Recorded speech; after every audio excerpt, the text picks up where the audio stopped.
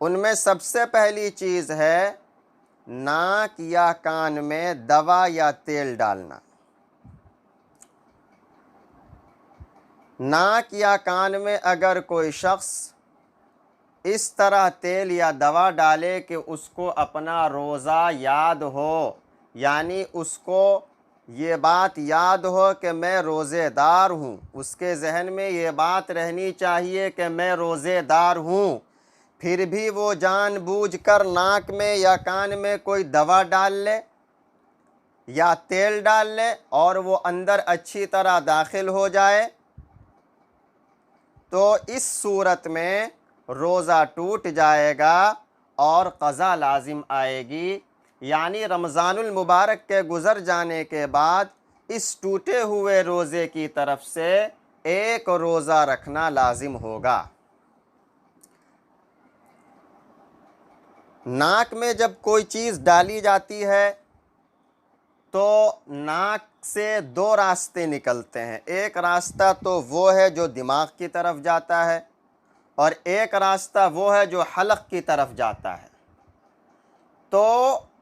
اگر کوئی شے ڈالی گئی ناک کے اندر دوا یا تیل اور وہ حلق کے راستے نیچے اتر گئی تو اس صورت میں بھی روزہ ختم ہو جائے گا، روزہ فاسد ہو جائے گا، اور اگر دماغ تک وہ چیز پہنچ گئی تب بھی روزہ فاسد ہو جائے گا، روزہ ٹوٹ جائے گا۔ رہی بات کان کی، تو کان کا جو مسئلہ ہے یہ منصوص نہیں ہے، یعنی اس سلسلے میں کوئی نص نہیں ہے کہ کان میں کوئی چیز ڈالی جائے تیل یا دوا تو اس سے روزہ ٹوٹ جائے گا۔ پرانے اطباء کی یہ تحقیق تھی کہ کان سے کوئی راستہ حلق کی طرف جاتا ہے یا دماغ کی طرف جاتا ہے، اس لیے حضرت امام ابو حنیفہ رحمۃ اللہ علیہ کے نزدیک اگر کان میں کوئی شخص تیل ڈال دے یا دوا ڈال دے تو اس کا روزہ ٹوٹ جاتا ہے۔ لیکن آج کی تحقیق کے مطابق، دور حاضر کی تحقیق کے مطابق، کان کے اندر ایک مضبوط قسم کا پردہ ہے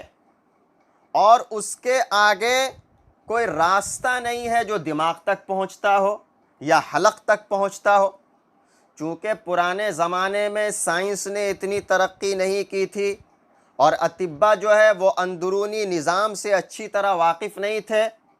کیونکہ کوئی ایسا سسٹم نہیں تھا جس کے ذریعے سے پتہ لگا سکیں کہ یہ جو سوراخ ہے کان کا یہ کہاں تک جا رہا ہے، کس طرح جا رہا ہے، اندر کیا چیزیں ہیں، یہ پتہ نہیں لگا سکتے تھے۔ اور آج کے دور میں بڑی بڑی مشینیں ایجاد کر دی گئی ہیں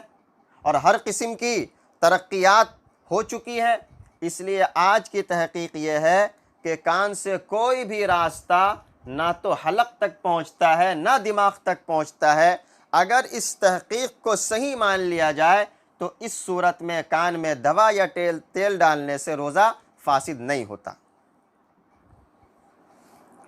اگر کوئی شخص ناک میں دوا یا تیل ڈال کر اپنے روزے کو فاسد کر دے تب بھی اس کے لیے